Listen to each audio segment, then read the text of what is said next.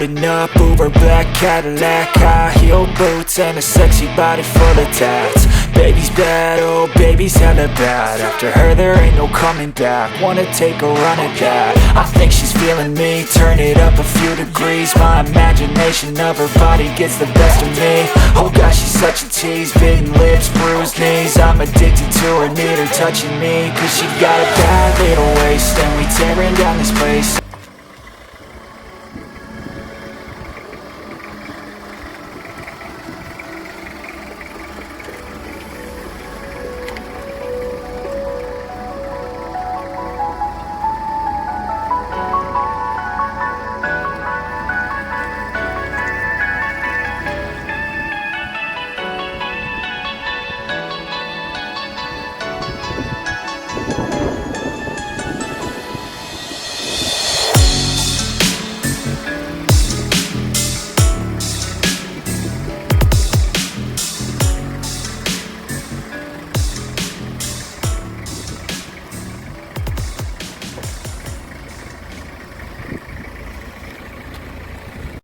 Hello friends, അപ്പോൾ കുറേ കാലങ്ങൾക്ക് ശേഷം നമ്മുടെ പുതിയ വീഡിയോ ആയിട്ട് വന്നിരിക്കുകയാണ്. ഇത്രയും കാലം ഞാൻ നീറ്റിൻ്റെ പ്രിപ്പറേഷനിലൊക്കെ ആയിരുന്നു, അതുകൊണ്ടാണ് വീഡിയോ ഒന്നും ഇടാൻ പറ്റാണ്ടിരുന്നത്. ഇനി നമ്മൾ നമ്മുടെ വീഡിയോസായി ഡെയിലി വരും. നമ്മുടെ കുറേ കാലമായി ആഗ്രഹിച്ചിരുന്ന ഒരു വീഡിയോ ആണ് നമ്മുടെ കോളിസ്, നമ്മുടെ ടൈപ്പ് 1 2001 മോഡൽ കോളിസിനെ പറ്റിയിട്ടാണ് ഇന്നത്തെ വീഡിയോ. കോളിസിനെ പറ്റി പറയുകയാണെങ്കിൽ ഞങ്ങൾ വളരെ ആഗ്രഹിച്ചെടുത്തൊരു വണ്ടിയാണ്. കുറേ കാലത്തെ ആഗ്രഹത്തിന് ശേഷം അങ്ങനെ ഞങ്ങളത് സ്വന്തമാക്കി. ഒരു 2 വർഷത്തിന് മുമ്പാണ് അത് സംഭവിച്ചത്. അങ്ങനെ ഞങ്ങൾ അതെടുത്തു. എടുത്തതിന് ശേഷം അങ്ങനെ വലുതായി മോഡിഫിക്കേഷൻസ് ഒന്നും ചെയ്തിട്ടില്ല. പിന്നെ ടെസ്റ്റിന് വേണ്ടി, റീടെസ്റ്റിന് വേണ്ടി ഞങ്ങൾ കുറച്ച് പെയിൻറ്റിങ്ങും അങ്ങനെയൊക്കെ ചെയ്ത് അതിൻ്റെ പരമാവധി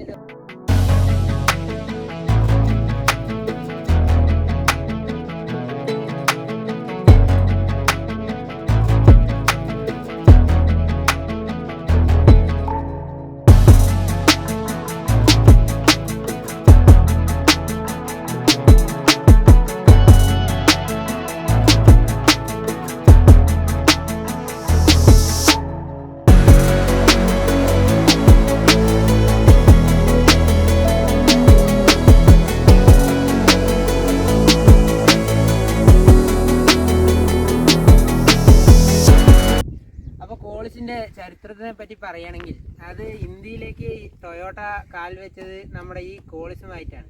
2001 ശരിക്കും 2001 കാലഘട്ടത്തിലാണ് നമ്മുടെ ടൊയോട്ട ഇന്ത്യയിലേക്ക് വരുന്നത്. ഇന്ത്യയിലേക്ക് വരുന്നത് ഈ ഒരു മുതലിനെയും കൊണ്ടാണ്, നമ്മുടെ കോളിസിനെയും കൊണ്ട്. പക്ഷേ ഇത് കോളിസ് ഇന്ത്യക്ക് വേണ്ടി നിർമ്മിച്ചൊരു വണ്ടിയായിരുന്നില്ല. കോളിസ് അതിന് മുമ്പ് പല രാജ്യങ്ങളിലും കൈജാങ് എന്ന് പറഞ്ഞൊരു മോഡലിൽ അറിയപ്പെട്ടിരുന്ന ഒരു വണ്ടിയാണ്, ഒരു മോഡലാണത്. അതിൻ്റെ പ്ലാറ്റ്ഫോം ബേസ് ചെയ്തിരുന്നത് നമ്മുടെ ഹൈലക്സ് പിക്കപ്പ് അതിനെ ബേസ് ചെയ്തുണ്ടാക്കിയ ഒരു പ്ലാറ്റ്ഫോമിലാണ് കോളിസ് ബിൽഡ് ചെയ്തിരിക്കുന്നത്. അതിൻ്റെ എഞ്ചിനും ചേസിസൊക്കെ ഹൈലക്സിൽ നിന്ന് കടമെടുത്തതാണെന്ന് വേണമെങ്കിൽ പറയാം. അപ്പോൾ നമ്മൾക്ക് അങ്ങനെ 2001 നമ്മുടെ കോളിസ് ഇന്ത്യയിലേക്ക് വരുന്നു. പിന്നെ അത് വലിയ ജനപ്രീതി നേടിയൊരു വാഹനമായി മാറുന്നു. പക്ഷേ അധികം അതിൻ്റെ ഫോട്ടോസൊക്കെ, അതിൻ്റെ പണ്ട് അത് ഇറങ്ങുന്നതിന് മുമ്പ് അതിൻ്റെ ഫോട്ടോസൊക്കെ കണ്ടിരുന്നപ്പോൾ വലിയ ഓട്ടോ എന്തൂസിയാസ്റ്റൊക്കെ പറഞ്ഞിരുന്നത് ഇതിവിടെ ഹിറ്റാകില്ല, അതിൻ്റെ ഷേപ്പൊക്കെ വെച്ച് നോക്കുമ്പോൾ ഇത് ഫ്ലോപ്പ് ആയിരിക്കും എന്നൊക്കെ ആയിരുന്നു. എന്നാലും അത് ഇറങ്ങിയ സമയത്ത് വലിയൊരു ജനപിന്തുണയാണ് നമ്മുടെ കോളിസ് നേടാൻ സാധിച്ചത്. ഹിറ്റാവാൻ തന്നെ കാരണം ഇതിൻ്റെ ആ ഒരു കംഫർട്ട് ലെവലാണ്. ആ സമയത്ത് ഇതിനോട് കോമ്പീറ്റ് ചെയ്തിരുന്ന ബൊലേറോ, അതേപോലെ തന്നെ ടാറ്റ സുമോ അങ്ങനെയുള്ള വണ്ടികളൊക്കെ ആയിരുന്നു. സ്കോർപിയോ പിന്നീട് വന്നിട്ടുണ്ടായിരുന്നു. അതൊക്കെ ഇതിനോട് കോമ്പീറ്റ് ചെയ്തെങ്കിലും ഇതിൻ്റെ റിലയബിലിറ്റിയും ഇതിൻ്റെ കംഫർട്ടും ഇതിൻ്റെ എഞ്ചിൻ്റെ ആ സ്റ്റാൻഡേർഡ്സും അതിനൊന്നും മീറ്റ് ചെയ്യാൻ പറ്റിയില്ല. അത്രയും സ്റ്റാൻഡേർഡുള്ള ഒരു എഞ്ചിനും അത്രയും റിലയബിൾ ആയിട്ടുള്ള ഒരു വാഹനമായിരുന്നു. അധികം കംപ്ലൈൻറ്റ്സ് ഒന്നുമില്ല. ഇതിൻ്റെ ഗിയർ ബോക്സും എഞ്ചിനും അത്രയധികം റിഫൈൻഡ് ആയിട്ടുള്ളൊരു ഗിയർ ബോക്സും എഞ്ചിൻ റൂമൊക്കെ ആയിരുന്നു, എഞ്ചിനൊക്കെ ആയിരുന്നു. അത് 8 ലക്ഷം 10 ലക്ഷം കിലോമീറ്റർ വരെ ഒരു പ്രശ്നമില്ലാതെ ഓടിയിരുന്ന എൻജിൻസ് ആയിരുന്നു ഇവയെല്ലാം. അത് പിന്നീട് എല്ലാവർക്കും ഇപ്പോൾ കാലം തെളിയിച്ചതുമാണ് അതിൻ്റെ എൻജിൻസിൻ്റെ ആ ഒരു പെർഫോമൻസ്. പിന്നെ നമ്മൾക്ക് ഇതിനെപ്പറ്റി കൂടുതൽ പറയുകയാണെങ്കിൽ ഇതിൻ്റെ ആ ഒരു ലുക്ക് തന്നെ എനിക്ക് ഒറ്റ നോട്ടത്തിൽ, എൻ്റെ അഭിപ്രായത്തിൽ ഇത് ഭയങ്കരമായ നല്ലൊരു ലുക്കുള്ള വണ്ടിയാണ്. പ്രത്യേകിച്ച് ഇതിൻ്റെ ടൈപ്പ് 1 കോളിസിൽ ഈ ഗ്രില്ല് എനിക്ക് ഏറ്റവും ഇഷ്ടമാണ്. ടൈപ്പ് 2വിനെക്കാട്ടും എനിക്കിഷ്ടം ഈ ഗ്രില്ലാണ്. കാരണം ഇതിന് കുറച്ചും കൂടെ ഒരു ജീപ്പിൻ്റെ ലുക്ക് വരുന്നുണ്ട് എന്നാണ് എൻ്റെ ഒരു നിഗമനം. വേറെ ടൈപ്പ് 2 കോളിസ് കാറുമായി ഒരു സാമ്യം തോന്നും, പക്ഷേ ഇത് ജീപ്പ് മോഡലായിട്ടാണ് എനിക്ക് തോന്നുന്നത്. ഇപ്പോൾ ഫ്രണ്ട്സ്, കോളിസ് എന്ന് പറയുന്നതിൻ്റെ വാക്കിൻ്റെ അർത്ഥം തന്നെ ക്വാളിറ്റി പ്ലസ് സർവീസ് എന്നായിരുന്നു. അതായത് മികച്ച ക്വാളിറ്റി ഉള്ളൊരു വാഹനവുമാണ്, അതിനൊത്ത സർവീസും നമ്മുടെ ടൊയോട്ട കമ്പനി പ്രൊവൈഡ് ചെയ്യും. അതാണ് അതിൻ്റെ അർത്ഥം. അതാണ് കോളിസ് എന്നതിൻ്റെ അർത്ഥം. അത് ഇന്ത്യക്ക് വേണ്ടി അവർ ഇന്ത്യയിൽ ഇറക്കുമ്പോൾ നൽകിയൊരു പേരാണ് കോളിസ്. അപ്പോൾ നമ്മുടെ കോളിസിൻ്റെ സ്പെസിഫിക്കേഷൻസ് പറയുകയാണെങ്കിൽ ഇതിൻ്റെ എൻജിൻ വരുന്നത് 2400 cc എൻജിനാണ്. എന്നാൽ വലിയൊരു എൻജിനിൽ നിന്നും ചെറിയ പവറല്ല, വലിയൊരു എൻജിനിൽ നിന്നും അതിൻ്റെ ആ എൻജിൻ പ്രൊഡ്യൂസ് ചെയ്യാൻ പറ്റുന്ന അത്ര പവർ പ്രൊഡ്യൂസ് ചെയ്യുന്നില്ലെങ്കിലും ഒരു മീഡിയം റേഞ്ചിലുള്ള പവറാണ് ഇത് പ്രൊഡ്യൂസ് ചെയ്യുന്നത്. അതുകൊണ്ട് തന്നെ അതിൻ്റെ അത്രയും എൻജിൻ റിഫൈൻമെൻറ്റ് അതിന് കിട്ടുന്നു. അതായത് ഒരു ചെറിയ എൻജിൻ വെച്ച് വലിയ പവർ പ്രൊഡ്യൂസ് ചെയ്യുന്നതിന് പകരം വലിയൊരു 2400 cc എൻജിൻ വെച്ച് ഒരു മിനിമം ഒരു മീഡിയം പവർ പ്രൊഡ്യൂസ് ചെയ്യുന്നതിൻ്റെ റിഫൈൻമെൻറ്റ് നമ്മുടെ കോളിസിന് കിട്ടും. അതിൻ്റെ ആ റിലയബിലിറ്റി നമ്മുടെ കോളിസിന് അത് കിട്ടുന്നതാണ്. പിന്നെ ഈ എൻജിൻ വെച്ച് നമുക്ക് നന്നായി വിശ്വസിച്ച് എവിടെ വേണമെങ്കിലും നമുക്ക് പോകാം, എത്ര ദൂരം വേണമെങ്കിൽ നമുക്ക് പോകാം. ഹീറ്റിംഗ് ഇഷ്യൂസ് അങ്ങനെ ഒരു പരിപാടിയും ഇല്ല. പിന്നെ വർക്ക്ഷോപ്പുകാരോട് ചോദിച്ചാൽ അറിയാം, എല്ലാ മെക്കാനിക്സിനും വളരെ ഇഷ്ടപ്പെട്ട ഒരു എൻജിൻ റൂമാണ് നമ്മുടെ കോളിസിൽ വരുന്നത്. നമ്മുടെ കോളിസിൻ്റെ ടയർ സൈസ് നമ്മൾ പറയുകയാണെങ്കിൽ 13 ഇഞ്ചിൻ്റെ ടയേഴ്സാണ് വരുന്നത്. ഇത് നമുക്ക് വേണമെങ്കിൽ 14 ഇഞ്ച് ആക്കാം. 14 ഇഞ്ച് അലോയ് വീൽസ് ഒക്കെ ഇടുന്നവരുണ്ട്. പക്ഷെ ഞങ്ങൾ തൽക്കാലം അങ്ങനെയൊന്നും ചെയ്തിട്ടില്ല. 13 ഇഞ്ച് സ്റ്റോക്ക് വീൽസ് തന്നെയാണ് വരുന്നത്. അതും അലോയ് ഒന്നുമല്ല, സാധാ സ്റ്റീൽ വീൽസ് തന്നെയാണ് വരുന്നത്. പിന്നെ അതേപോലെ തന്നെ ഇതിൻ്റെ ഡ്രൈവ് വരുന്നത് റിയർ വീൽ ഡ്രൈവ് വണ്ടിയാണ് നമ്മുടെ കോളിസ്. അതാണ് ഇതിൻ്റെ ഒരു മെയിൻ പ്രത്യേകത. വളരെ കംഫർട്ട് നൽകുന്നത് ഈ റിയർ വീൽ ഡ്രൈവ് കാരണമാണ്. അപ്പോൾ റിയർ വീൽ ഡ്രൈവ് എന്താണെന്ന് അറിയാത്തവർക്ക് വേണ്ടി ഞാൻ പറയുകയാണെങ്കിൽ, നമ്മുടെ ഫ്രണ്ടിലെ എൻജിനിൽ നിന്നും ഒരു ഷാഫ്റ്റ് വഴി ബാക്ക് വീലിലേക്ക് ഘടിപ്പിച്ചിരിക്കുന്നു. അതുകൊണ്ട് എൻജിൻ്റെ പവർ നേരിട്ട് ബാക്ക് വീലുകളിലേക്കാണ്, ബാക്കിലത്തെ 2 വീലുകളിലേക്കുമാണ് നൽകുന്നത്. അതുകൊണ്ട് ബാക്ക് വീല് കറങ്ങിയിട്ടാണ് നമ്മുടെ വണ്ടിയെ തള്ളിക്കൊണ്ടു പോകുന്ന ഒരു എഫക്റ്റാണ്, പുഷ് ചെയ്ത് കൊണ്ടുപോകുന്ന ഒരു എഫക്റ്റാണ് നമ്മുടെ വാഹനത്തിന് നൽകുന്നത്. അതുകൊണ്ട് തന്നെ അതിനകത്തിരിക്കുന്ന സഞ്ചാരികൾക്കൊന്നും അത്ര ഒരു ബുദ്ധിമുട്ടോ ക്ഷീണമോ ഒന്നും ഉണ്ടാകുന്നില്ല. അതേസമയം ഫ്രണ്ട് വീൽ ഡ്രൈവ് വാഹനങ്ങളിലാണെങ്കിൽ നമ്മളെ വലിച്ചുകൊണ്ട് പോകുന്ന ഒരു പ്രതീതിയാണ് നമുക്ക് അനുഭവിക്കാൻ പറ്റുക. അതുകൊണ്ട് തന്നെ ചെറിയ രീതിയിലുള്ള ക്ഷീണം ഉണ്ടാകും. പിന്നെ സ്റ്റിയറിംഗ് കൺട്രോൾസ് ഫ്രണ്ട് വീൽ ഡ്രൈവിനെക്കാട്ടും ബാക്ക് വീൽ ഡ്രൈവ് വണ്ടികൾക്കായിരിക്കും സ്റ്റിയറിംഗ് ഓടിക്കാനും നല്ല കംഫർട്ടായിരിക്കുക. പിന്നെ അപ്പോൾ നമ്മുടെ കോളിസ് പല വേരിയൻസിൽ ഇറങ്ങിയിട്ടുണ്ട് ഇന്ത്യയിൽ. അത് തന്നെ FS, GS, RS അങ്ങനെ പറയുന്ന. FS പറഞ്ഞാൽ ഫാമിലി സലൂൺ, പിന്നെ GS ഗ്രാൻഡ് സലൂൺ, പിന്നെ ഏറ്റവും ടോപ്പ് മോഡലായിട്ടുള്ള RS അതായത് റോയൽ സലൂൺ, അതാണ് ഏറ്റവും ടോപ്പ് മോഡൽ. അപ്പോൾ നമ്മുടെ ബേസ് മോഡലിൽ നമുക്ക് വരുന്നത് FS ആണ്. FS മോഡലിൽ വരുന്നത് ഓപ്പോസിറ്റ് സീറ്റ്, ഏറ്റവും ബാക്കിൽ ഓപ്പോസിറ്റ് സീറ്റ് വരുന്നു. അത് മെയിനായിട്ട് ടാക്സി വിഭാഗത്തിൽപ്പെട്ട ഒരു വണ്ടി അങ്ങനെയുള്ള ആൾക്കാർക്കാണ് അത് കൂടുതൽ അനുയോജ്യമായിരിക്കുക. പിന്നെ അത് കഴിഞ്ഞാൽ GS വന്നു കഴിഞ്ഞാൽ സാധാരണ സീറ്റ് നമ്മുടെ ഫ്രണ്ടിലേക്ക് നോക്കിയിട്ടുള്ള സീറ്റുകൾ തന്നെയാണ്. എന്നാൽ ഫുൾ സാധാ ബാക്കിലൊക്കെ നോർമൽ ബെഞ്ച് സീറ്റ് തന്നെയായിരുന്നു. പക്ഷേ RSൽ വരുമ്പോൾ നമ്മൾക്ക് ഒരുപാട് പ്രത്യേകത വരും. ബാക്ക് വൈപ്പേഴ്സ് വരും, പിന്നെ അതേപോലെ സെൻട്രൽ AC വരും, പിന്നെ സെൻട്രലത്തെ സീറ്റ് ബക്കറ്റ് സീറ്റുകളായിരിക്കും. അങ്ങനെ ഒരുപാട് പ്രത്യേകതകളോടെ ഒരു ലക്ഷൂറിയസ് വണ്ടിയായിരുന്നു അന്ന് RS.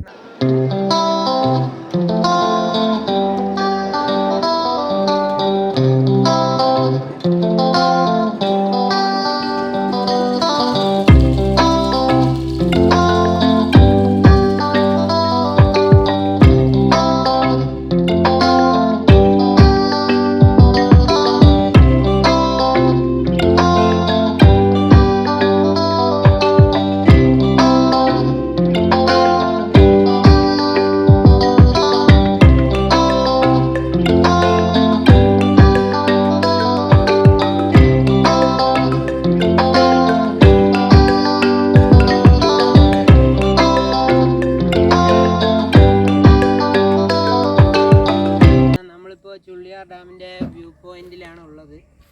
നമ്മുടെ ചുള്ളിയാർ ഡാമൊക്കെ നിങ്ങൾക്ക് കാണാം. പിന്നെ നമ്മൾ ബാക്കി പറയാൻ വന്നത് എന്താണെന്ന് വെച്ചാൽ, കോളിസിൻ്റെ വേറെ ഡീറ്റെയിൽസിനെ പറ്റി വേറെ ഡീറ്റെയിൽസിലേക്ക് നമുക്ക് പോകാം. അതായത് കോളിസ് എന്തുകൊണ്ടാണ് നിർത്തിയെന്നുള്ള കാര്യം എനിക്കിപ്പോഴും ഭയങ്കരമായൊരു വിഷമവും ഒരു ചോദ്യചിഹ്നവുമായി നിൽക്കുന്നു. അതായത് ഇത്രയും നല്ലൊരു വണ്ടി, ഇത്രയും ക്വാളിറ്റി, അതിനോട് കോമ്പീറ്റ് ചെയ്യാൻ പോലും പറ്റില്ലാത്ത അത്രയും ക്വാളിറ്റി ഉള്ളൊരു വാഹനം എന്തുകൊണ്ടാണ് പെട്ടെന്ന് 2004 ഇങ്ങനെ നിർത്തിപ്പോയത് എന്നുള്ളത് എനിക്കിപ്പോഴും മനസ്സിലാകാത്തൊരു കാര്യമാണ്. അതായത് ഒരു വർഷം തന്നെ ഒരുപാട് ലക്ഷം യൂണിറ്റുകൾ വിറ്റഴിച്ചുകൊണ്ടിരുന്ന അത്ര ഒരുപാട് ബുക്കിംഗ് ഉള്ളൊരു വാഹനം പെട്ടെന്ന് അങ്ങനെ കമ്പനി നിർത്തിപ്പോയി എന്ന് പറയുന്നത് ഒരു അതിശയമായ കാര്യം തന്നെയാണ്. അതായത് നമ്മുടെ ഇന്നോവ ഇറക്കിയതിന് ശേഷം കോളിസ് നിർത്തി. ടൈപ്പ് 2 കോളിസും ടൈപ്പ് 1 തമ്മിലുള്ള മെയിൻ ഡിഫറൻസ് എന്ന് പറഞ്ഞു കഴിഞ്ഞാൽ, ടൈപ്പ് 1 കോളിസിൻ്റെ ഗ്രില്ല് നല്ല വ്യത്യാസമുണ്ട്. പിന്നെ സൈഡ് ലൈറ്റ്, ഹെഡ് ലൈറ്റ്, അങ്ങനെ കുറേ സംഭവങ്ങൾ വ്യത്യാസമുണ്ട്. പിന്നെ അതേപോലെ ടൈപ്പ് 2-ന് വന്നിട്ട് വെർട്ടിക്കൽ ഗ്രിൽസ് ആണ് വരുന്നത്. അത് കുറച്ചും കൂടി കാർ മോഡലായിട്ട് എനിക്ക് തോന്നി. എനിക്ക് ഇതാണ് ഇഷ്ടം, അതുകൊണ്ടാണ് ഞങ്ങളിത് എടുത്തത്.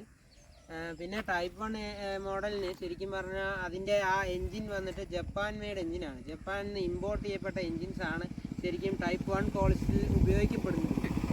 ടൈപ്പ് 2-ൽ വന്നിട്ട് ഇന്ത്യനിലാണ് ആ എൻജിൻസൊക്കെ മെയ്ഡ് ചെയ്തത്. പക്ഷേ എൻജിൻസിൻ്റെ അതൊക്കെ സെയിം തന്നെയാണ് എൻജിൻ എല്ലാം. പക്ഷേ ജപ്പാനിൽ നിന്ന് ഇമ്പോർട്ട് ചെയ്തതിൻ്റെ ഒരു ക്വാളിറ്റി ഒന്ന് വേറെ തന്നെയാണ്. അത് ടൈപ്പ് 1-ൽ മാത്രമേ ആ ഒരു 1 ലെവൽ ഓഫ് കംഫർട്ട് നമ്മൾക്ക് ഫീൽ ചെയ്യുന്നത്. ഇതൊക്കെ ഉണ്ടോ ഗൈസ്, നമ്മുടെ ഇങ്ങനത്തെ ഒരു ഗ്രില്ലാണ് നമ്മുടെ ടൈപ്പ് 1 കോളിസിൽ വരുന്നത്. ഇതിൽ ടൊയോട്ട ലോഗോ വരുന്നുണ്ട്. പിന്നെ ഗ്രില്ലിൻ്റെ മോഡൽ ഇങ്ങനെയാണ് വരുന്നത്. പിന്നെ അതേപോലെ തന്നെ നമ്പർ പ്ലേറ്റ് താഴെയാണ്. പിന്നെ ഇതാണ് ബമ്പർ വരുന്നു. അത് ഫുൾ നല്ല മെറ്റൽ, നല്ല ഫിനിഷുള്ള ഒരു ബമ്പറാണ്. പിന്നെ ഇതൊക്കെ ഈ ഡ്യുവൽ കളർ തന്നെ വളരെ കാണാൻ നല്ല മനോഹരമാണ്. ഈ ഡ്യുവൽ കളറിൻ്റെ ആ ഒരു തീം വളരെ മനോഹരമാണ്. പിന്നെ ഈ ഗ്രീൻ കളർ, ഈ പീകോക്ക് ഗ്രീൻ എന്ന് പറയുന്ന ഈ ഗ്രീൻ വളരെ കോളിസിന് അത് വളരെ മാച്ചിങ് ആയ ഒരു ഗ്രീനാണ്. കമ്പനി RS മോഡൽസിലായിരുന്നു അത് കൂടുതലും ഇറക്കിയിരുന്നത്.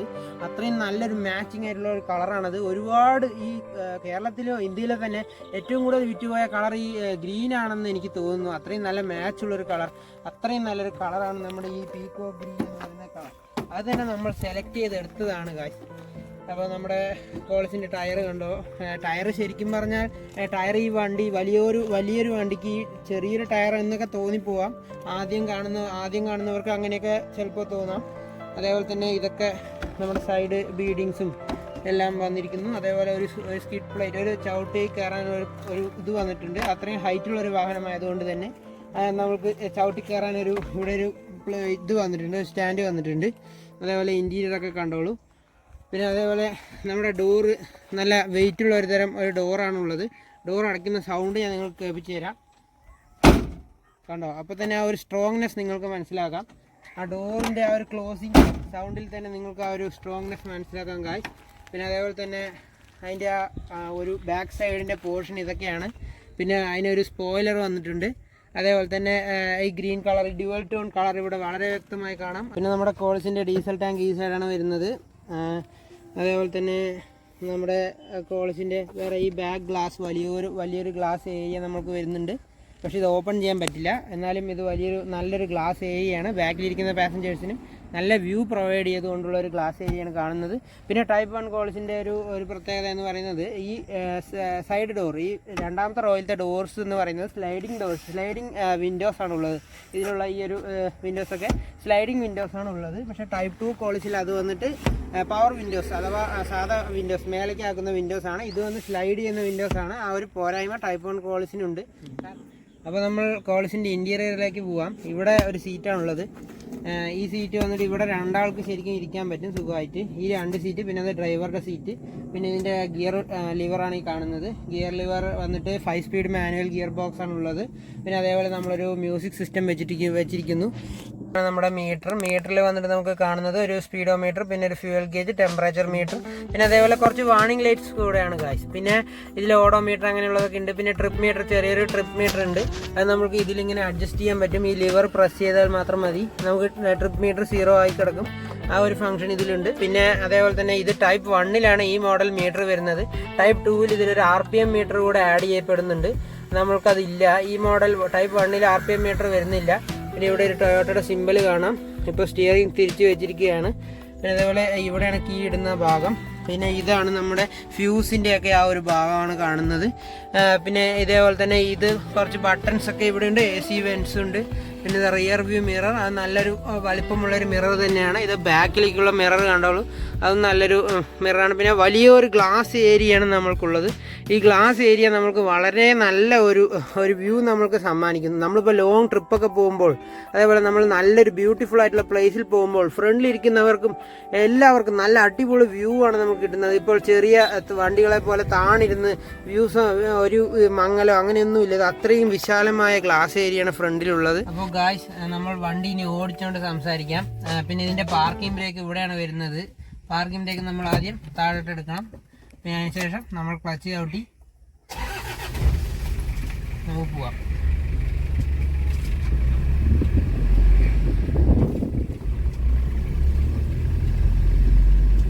വണ്ടി വളരെ സ്മൂത്തായിട്ടാണ് നീങ്ങുന്നത്. നമ്മുടെ സെക്കൻഡ്, ഇപ്പോൾ 3rd ഗിയറിൽ നമ്മൾ ഇങ്ങനെ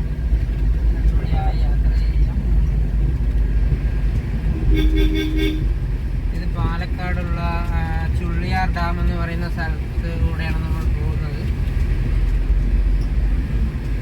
സ്റ്റിയറിംഗ്, ഇത് പവർ സ്റ്റിയറിംഗ് വണ്ടി ആയതുകൊണ്ട് തന്നെ അനായാസമായ പവർ സ്റ്റിയറിംഗ് ആണ് ഇതിനുള്ളത്. അതായത് ഈ കോളിസിൻ്റെ പവർ സ്റ്റിയറിംഗ് എന്ന് പറയുന്നത് വളരെ പ്രശസ്തമായ ഒരു സംഭവമാണ്. അതായത് അത്രയും സ്മൂത്ത് ആയിട്ടുള്ളൊരു സ്റ്റിയറിംഗ് ആണ് കോളിസിന് വന്നിരിക്കുന്നത്. വേറെ അന്ന് കാലത്തെ ഇതിനൊപ്പം ഇറങ്ങിയ ബൊലേറോ അതേപോലെ ടാറ്റ സുമോ ഒക്കെ വെച്ച് നോക്കുമ്പോൾ ഇതിൻ്റെ പവർ സ്റ്റിയറിംഗ് വളരെ സ്മൂത്ത് ആയിരുന്നു. അതാണ് ഇത് എല്ലാവരും എടുക്കാനുള്ളൊരു മെയിൻ റീസൺ, അതും കൂടെയാണ്.